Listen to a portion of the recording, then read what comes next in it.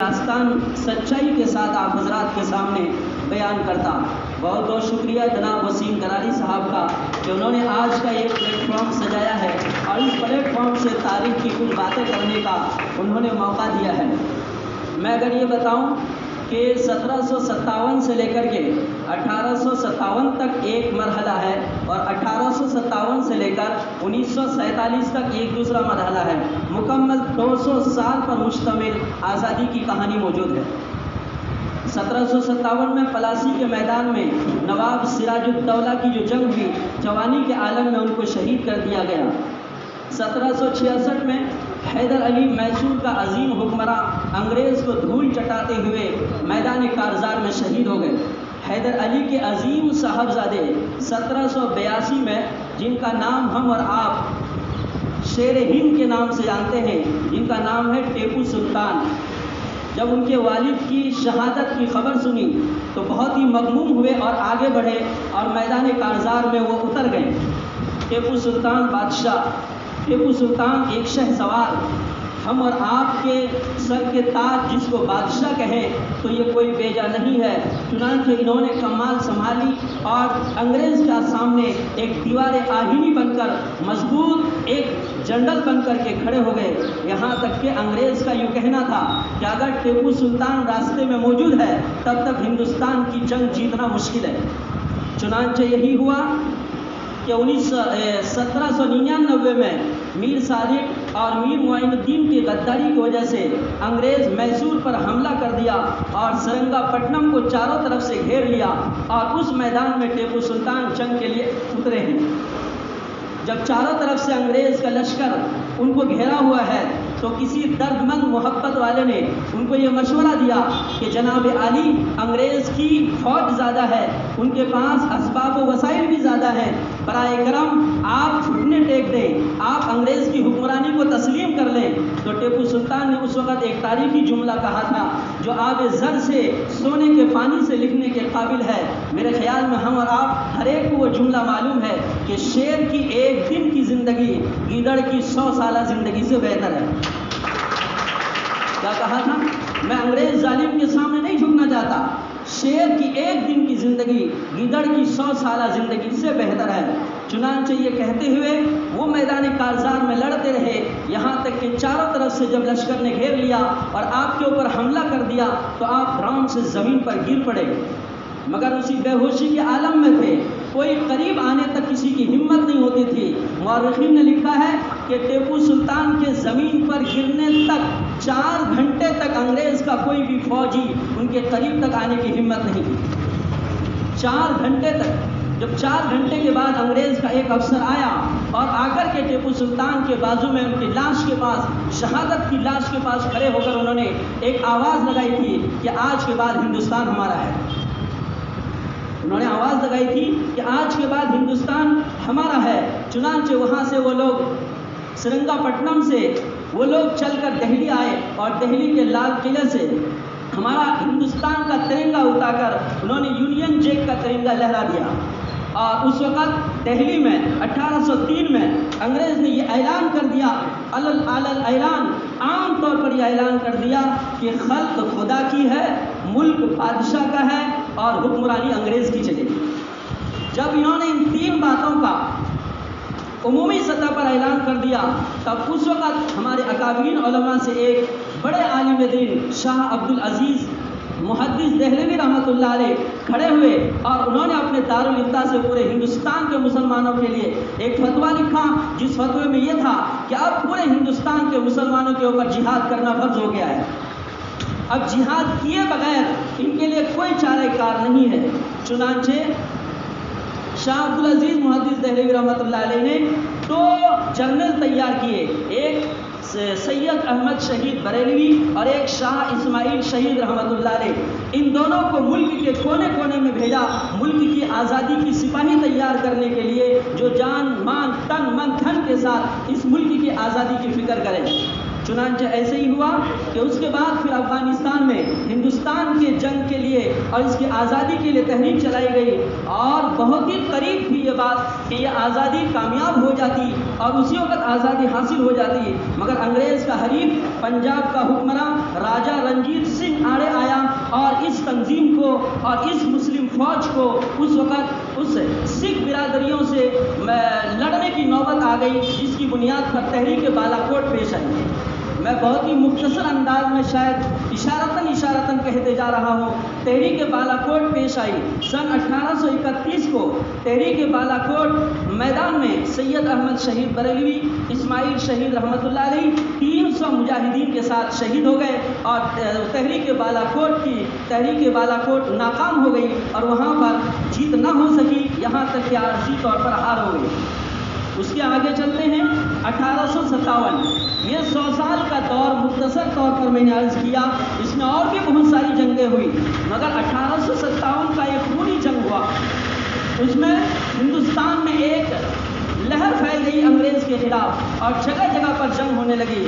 میرٹھ میں، دہلی میں، لکھنؤ میں، پٹنہ میں، الہ آباد میں، مراد آباد میں، بہار میں، جھانسی میں، تھانہ بھون میں، یہاں تک کہ شاملی کے میدان میں مولانا قاسم نانوتوی رحمۃ اللہ علیہ کو گولی لگی اور اسی طرح مولانا رشید احمد گنگوہی زخمی ہوئے، مولانا مظہر نانوتوی کو گولی لگی، حضرت حافظ ضامن اس میں شہید ہوئے شاملی کے میدان میں۔ پھر 1857 کی جنگ میں شہید ہونے والے ایک ہندو مورخ میو رام گپت اپنی تاریخ میں لکھتے ہیں کہ دہلی کے ایک ایک چوراہے پر پھانسی کے پھندے لگے ہوئے تھے اور ایک ایک اندازے کے مطابق 1857 کی جنگ میں تقریباً 5 لاکھ مسلمان اور اس میں ہندو بھی شریک کہ 5 لاکھ ہندوستانیوں کو انگریز نے پھانسی پہ لٹکایا تھا۔ اندازہ لگائیے 1857 کی جنگ میں 5 لاکھ ہندوستانی سزائے موت ان کو دی گئی تھی۔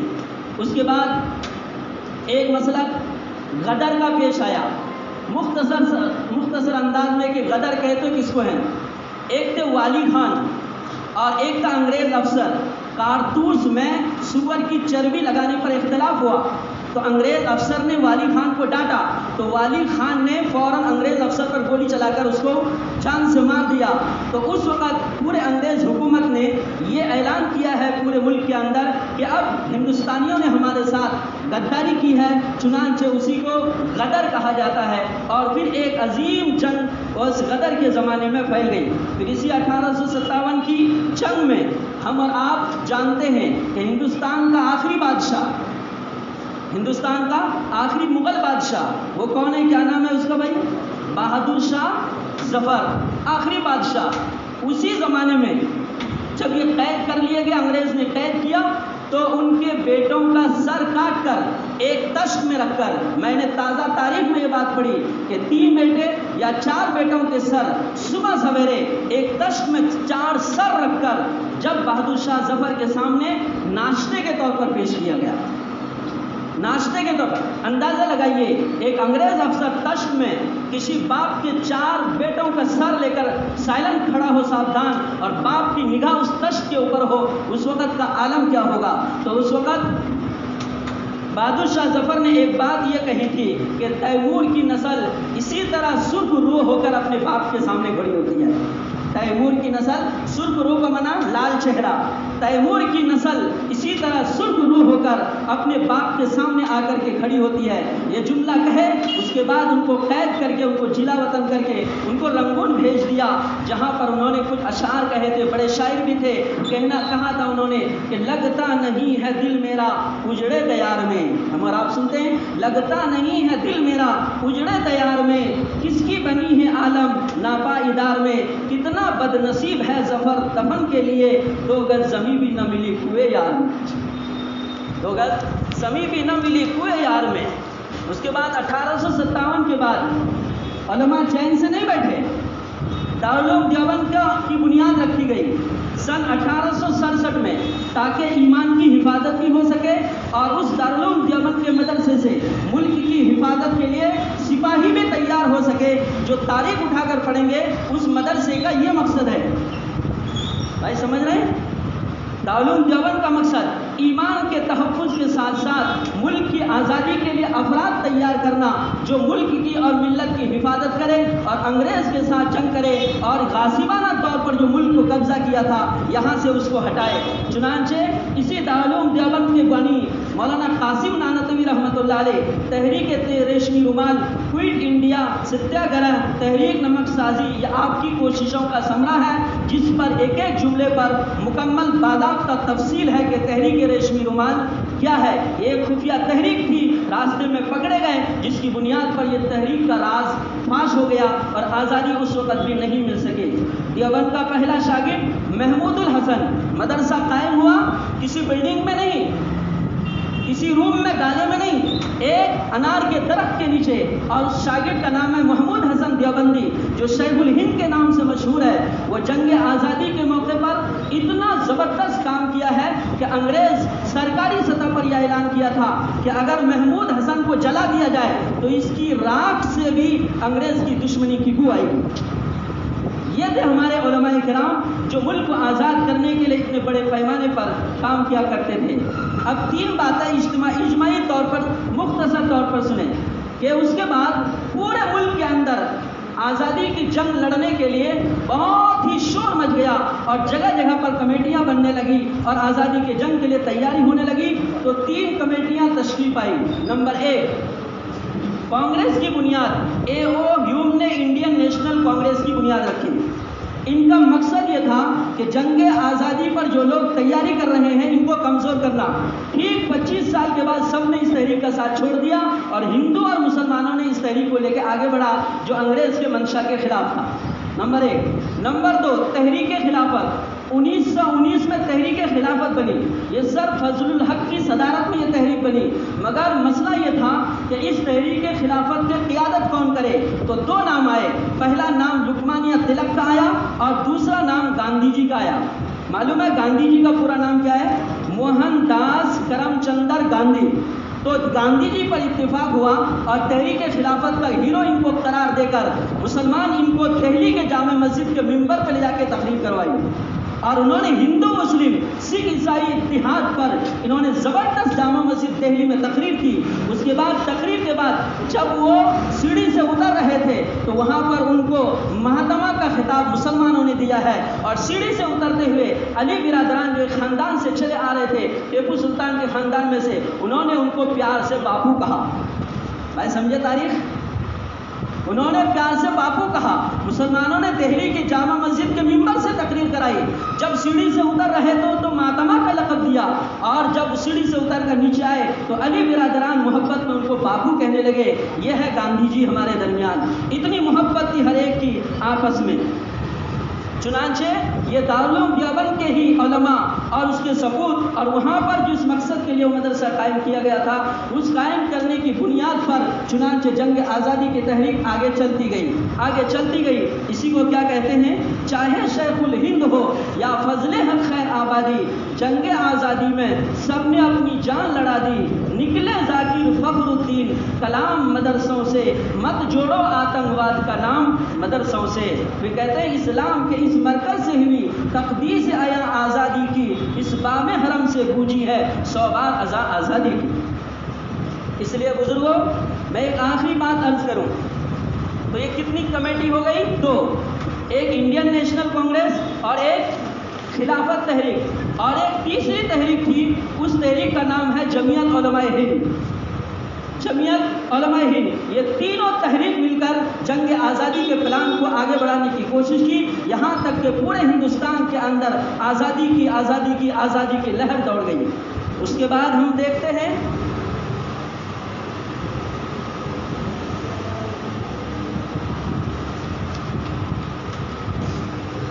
ایک آخری بات میں آپ حضرات کے سامنے عرض کروں کہ مولانا حسین احمد مدنی 1921 میں مولانا حسین احمد بھاری فوج کی نگرانی میں انگریز کی عدالت میں لائے گئے اور ان کے ساتھ اور بھی 200 قیدی تھے۔ تو مولانا حسین احمد مدنی میں لائے گئے تو اس وقت انگریز کے سامنے مولانا حسین احمد مدنی نے جو بات کہی تھی وہ بات سننے، دیکھنے اور یاد رکھنے کے لائق ہے۔ انہوں نے عام لوگوں کو خطاب کرتے ہوئے یوں کہا تھا کہ اگر صاف اعلان سن لو کہ اگر 60 کروڑ مسلمان اور 22 کروڑ ہندو اگر اس بات کا فیصلہ کر لیں کہ ہم کو مذہبی آزادی کے ساتھ جینا ہے یا انگریز کی غلامی غلامی کے ساتھ جینا ہے۔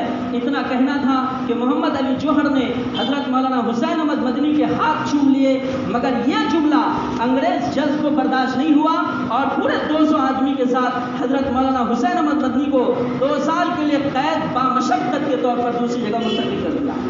اندازہ لگائیے، یہ ہیں ہمارے بزرگان جو ایک ساتھ مل کر اس طرح کے جنگ آزادی کی لڑائی لڑی۔ مختصر طور پر آخری بات میں آپ حضرات کے سامنے عرض کرتا ہوں کہ دہلی انڈیا گیٹ ہم میں سے کتنے لوگ گئے ہیں؟ میں تو گیا ہوں، ایک بار نہیں بار بار گیا ہوں، میرے خیال سے یہاں سے بہت کم لوگ گئے ہوں۔ دہلی انڈیا گیٹ پر مجاہدین آزادی کے نام لکھے ہوئے ہے، کسی کو پتا؟ پڑھ کے پتا ہوگا، دیکھ کے ہے نہیں ہے؟ یہ ہے ہماری کمی، ہماری تاریخ کا ہمارے اندر اتنا علم ہے۔ تو ہم ہندوستانیوں کی بات کر رہا ہوں، میں نے کہا مسلمان کی، ہم ہندوستانیوں کو اس کا علم ہونا چاہیے کہ جی پہلے کیسی پیار و محبت تھی، پہلے کیسا اتحاد و اتفاق تھا، کیسے گاندھی جی کو کندھے پہ بٹھا کر خلافت تحریک نے پورے ہندوستان میں گھمایا تھا، اور خلافت تحریک اپنے خرچ میں لاکھوں روپے خرچ کر کے گاندھی جی کو کندھے پہ بٹھا کے گھمایا تھا، جس کی بنیاد پر یہ ملک آزاد ہوا تھا۔ تحریک انڈیا گیٹ میں مجاہدین آزادی کے نام لکھے ہوئے 95,300، کتنے نام ہے بھائی؟ 95,300، 95,300 نام دہلی کے انڈیا گیٹ پر لکھے ہوئے ہیں۔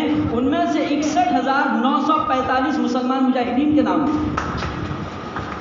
ان میں سے 61,945 مسلمان مجاہدین کے نام ہیں۔ گویا اس اعتبار سے 65% مسلم مجاہدین وہاں پر اس وقت شریک تھے، خاص طور پر اس بورڈ میں 65% مسلم مجاہدین کے نام موجود ہیں۔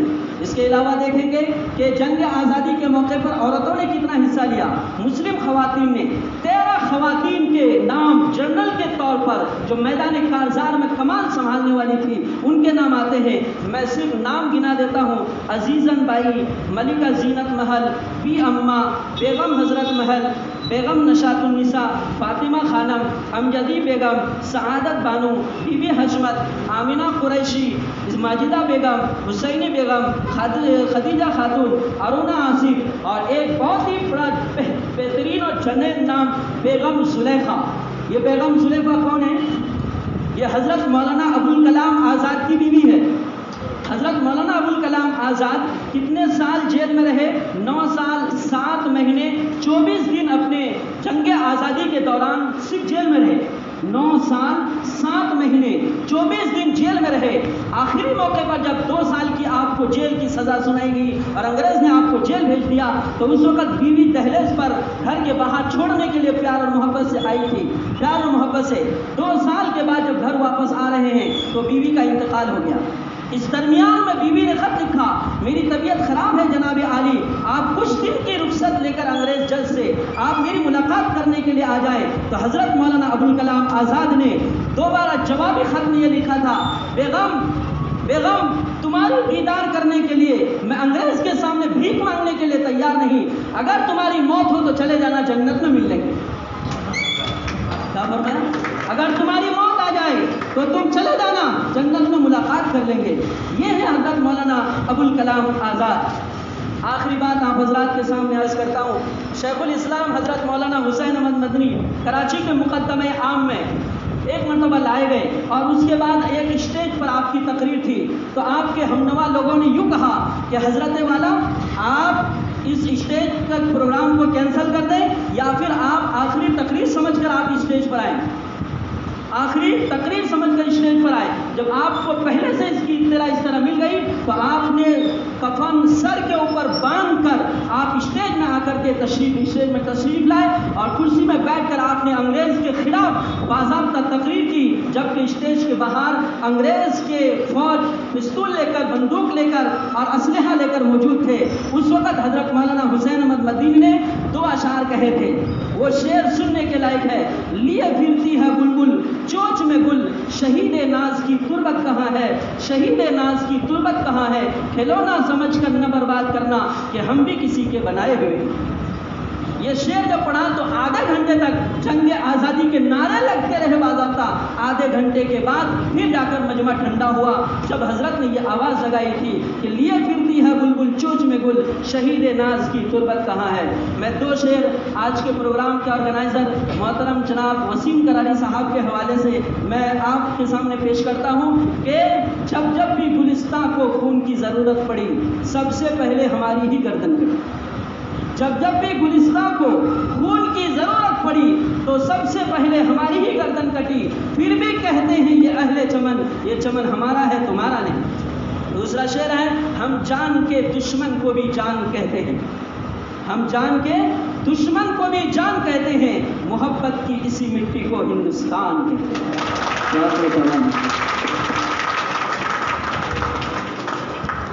ماشاء اللہ